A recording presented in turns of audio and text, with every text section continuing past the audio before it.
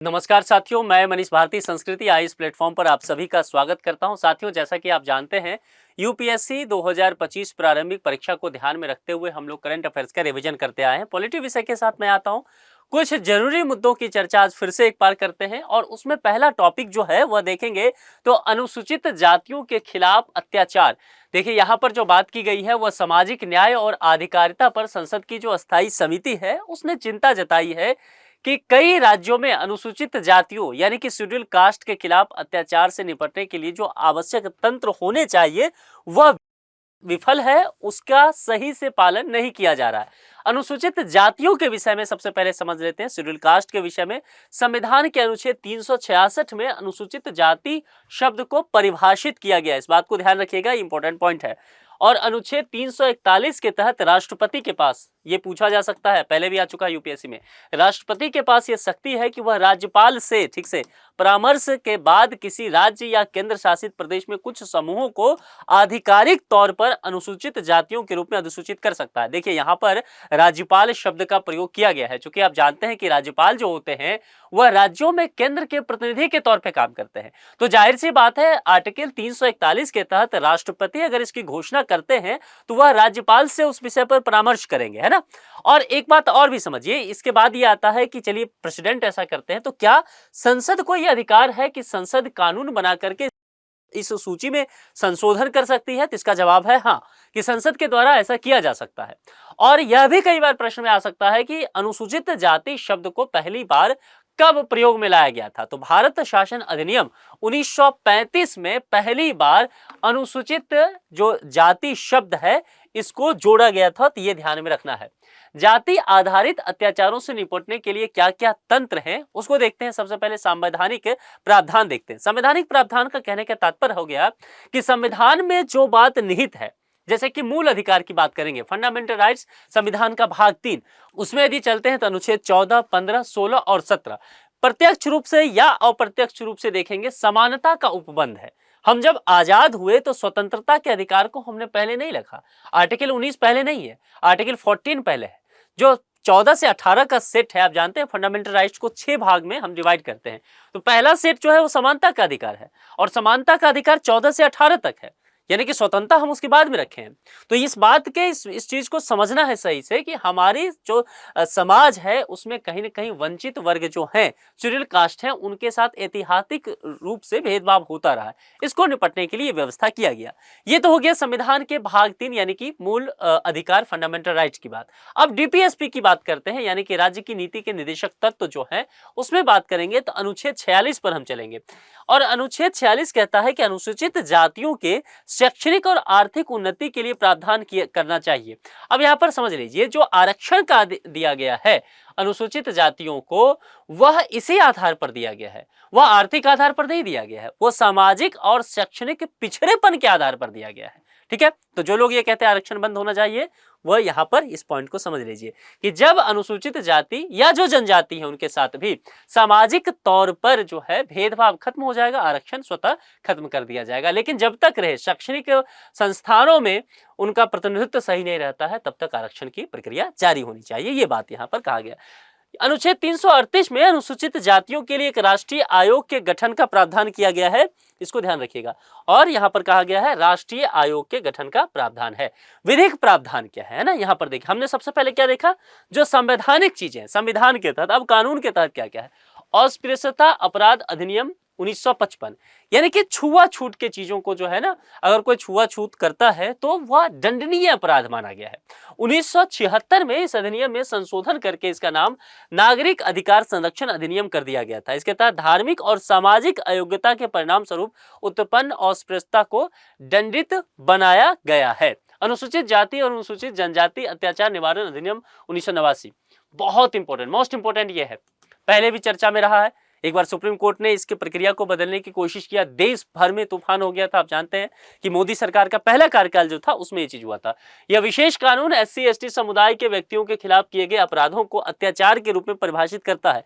इसमें मामलों का शीघ्र निपटान करने के लिए विशेष अदालत की भी व्यवस्था किया गया है, उसका गठन किया गया है। इसके अलावा हाथ से मैला ढोना, आप देखते हैं बहुत सारे जगह पर नालों में काम करते हुए बहुत सारे लोग हाथ से या सर पर मैला ढोते हैं, तो इसके लिए भी व्यवस्था किया गया है कि जो ये कर्मी होंगे उनके नियोजन का प्रतिषेध और उसका पुनर्वास अधिनियम 2013 में आया था। इसके तहत इस कुप्रथा को समाप्त करने की बात की गई थी और इसमें जो लोग भी लगे हुए हैं उनका पुनर्वास सही तरीके से सुनिश्चित किया जाए, इसकी व्यवस्था किया गया था। अब दूसरे टॉपिक पर चलते हैं। दूसरा टॉपिक क्या है? राज्यसभा के सभापति को पद से हटाने की प्रक्रिया।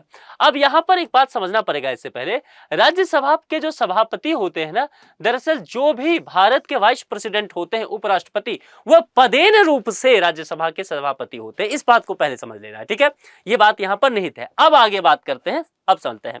अब देखिए यहां पर ये चर्चा में क्यों आया है, क्योंकि विपक्षी दलों के राज्यसभा के सभापति जो है उनके खिलाफ अविश्वास प्रस्ताव लाने का जो है ये कहा गया है कि हम अविश्वास प्रस्ताव लाएंगे, ये प्रस्ताव पेश किया गया है। ये संविधान की अगर बात करेंगे तो अनुच्छेद 64 पर चलना पड़ेगा, ठीक है? अनुच्छेद 64 के तहत भारत के उपराष्ट्रपति, जो मैंने कहा कि राज्यसभा के पदेन सभापति होंगे, इसकी व्यवस्था किया गया है। अब यहां पर एक बात समझिएगा कि फिर मैंने जैसा कहा कि आपको ये मान के चलना है या आप जानते हैं कि उपराष्ट्रपति ही राज्यसभा के सभापति होंगे, तो अब उपराष्ट्रपति को पद से हटाने की संवैधानिक प्रक्रिया क्या है, इसके बारे में हम समझेंगे। देखिए, पद से हटाने का संकल्प पेश करने से पहले 14 दिन का नोटिस दिया जाना होता है।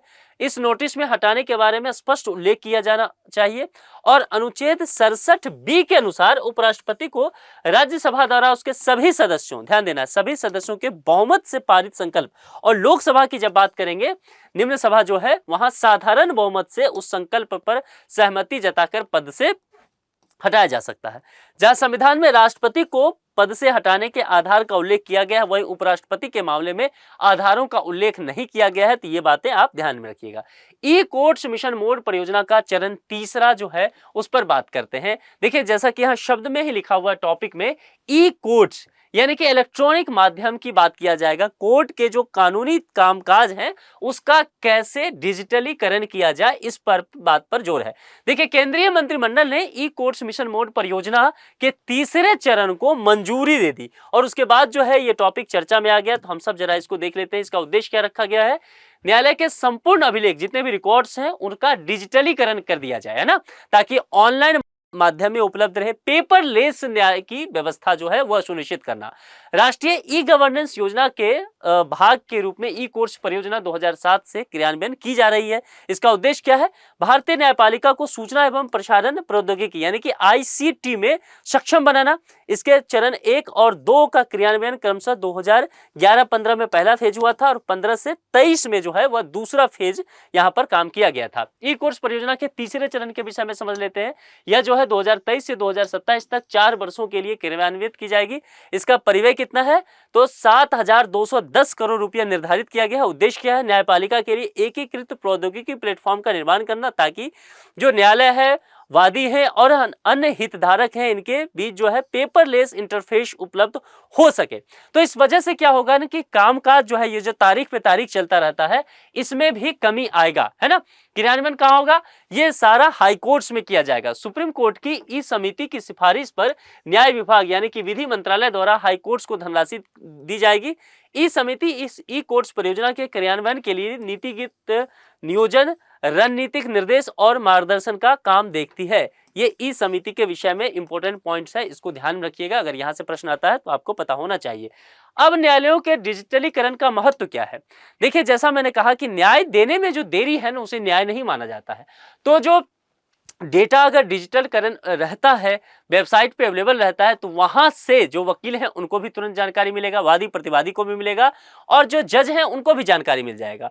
तो डिजिटल करने का फायदा ये चीज है कि वह सभी के समक्ष उपलब्ध होगा, न्याय सुलभ हो जाएगा, है ना।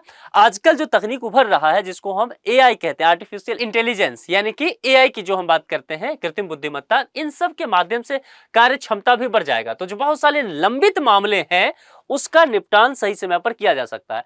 अमृत ज्ञान कोश पोर्टल के विषय में समझ लेते हैं। IGOT प्लेटफॉर्म पर अमृत ज्ञान कोश पोर्टल लॉन्च किया गया। इसे क्षमता निर्माण आयोग और कर्मयोगी भारत ने संयुक्त रूप से विकसित किया है। ठीक है, ये दोनों का एक संयुक्त पहल है। ये अमृत ज्ञान कोश पोर्टल क्या है, इसे समझते हैं। सबसे पहले इसके उद्देश्य के विषय में जानिए। इस पहल के माध्यम से क्षमता निर्माण आयोग का उद्देश्य शिक्षकों को सशक्त बनाना और पूरे भारत में लोक प्रशासन प्रशिक्षण की गुणवत्ता को बढ़ाना है। इसमें देश भर की सर्वोत्तम कार्य पद्धतियों का संकलन किया जाएगा। ये पद्धतियां जो 17 जो है सतत विकास लक्ष्य यानी कि SDG जो है, इसमें 15 के अनुरूप है। इसमें स्वास्थ्य, शिक्षा, कृषि और डिजिटल गवर्नेंस जैसे जो नीतिगत विषय हैं उसको शामिल किया गया है। अब ये आईगॉट कर्मयोगी प्लेटफॉर्म के विषय में समझते हैं। यह सिविल सेवा अधिकारियों के लिए all in one online platform होगा। इसके अलावा यह लर्निंग को मार्गदर्शन प्रदान करता है, चर्चाओं को होस्ट करेगा, करियर का प्रबंधन करेगा, अधिकारियों की योग्यता को प्रभावी ढंग से प्रदर्शित करने के लिए विश्वसनीय आकलन भी ये करेगा। ई दाखिल पोर्टल के विषय में समझते हैं। यह भी एक महत्वपूर्ण टॉपिक रहा है। उपभोक्ता मामलों के विभाग ने ई दाखिल पोर्टल के राष्ट्रव्यापी क्रियान्वयन की घोषणा कर दी है और इसके साथ ही ये टॉपिक जो है चर्चा में आ गया। देखिए, इसकी शुरुआत जो है पहली बार 2020 में राष्ट्रीय उपभोक्ता विवाद निवारण आयोग ने की थी और NCDRC उपभोक्ता संरक्षण अधिनियम 1986, ये इंपॉर्टेंट है, इसको ध्यान रखिएगा, ठीक है। इसके तहत स्थापित एक क्या है, अर्ध न्यायिक आयोग है। यह भी आपसे पूछा जा सकता है, तो आपको ध्यान रखना है कि यह अर्ध न्यायिक आयोग होगा। यह एक ऑनलाइन प्लेटफॉर्म है, ठीक है। कीवर्ड देखते चलिए, जो उपभोक्ता शिकायत प्रक्रिया को सरल बनाता है। क्योंकि अगर आप मान लीजिए कस्टमर हैं, कुछ चीज आपको लगता है कि शिकायत करना है, तो फिर इसके माध्यम से आप आसानी से कर सकते हैं। उपभोक्ता इसकी मदद से भौतिक रूप से उपस्थित हुए बिना भी शिकायत दर्ज करा सकते हैं और मामले को क्या कर सकते हैं, ट्रैक कर सकते हैं। यह पोर्टल उपभोक्ता अधिकारों को बढ़ावा देने और समय पर न्याय दिलाने की दिशा में महत्वपूर्ण साधन के रूप में काम करता है। तो देखिए, जो गुड गवर्नेंस की बात की गई है, आपके सिलेबस में पेपर 2 में गवर्नेंस भी है, उसमें गुड गवर्नेंस आपको पढ़ना है। तो क्या बताइए, ये जो चीजें हैं, ये ई दाखिल पोर्टल क्या ये गुड गवर्नेंस को बढ़ावा देता है? जवाब है कि हाँ, ये गुड गवर्नेंस को बढ़ावा देता है। तो इतने सारे टॉपिक हैं जो महत्वपूर्ण है और इन सब के विषय में आपको सही जानकारी होना चाहिए, परीक्षा में आ सकता है, उपयोगी है। आज के इस लेक्चर में इतना ही। अपना बेहद ख्याल रखिए। बहुत बहुत शुक्रिया। Thank you so much.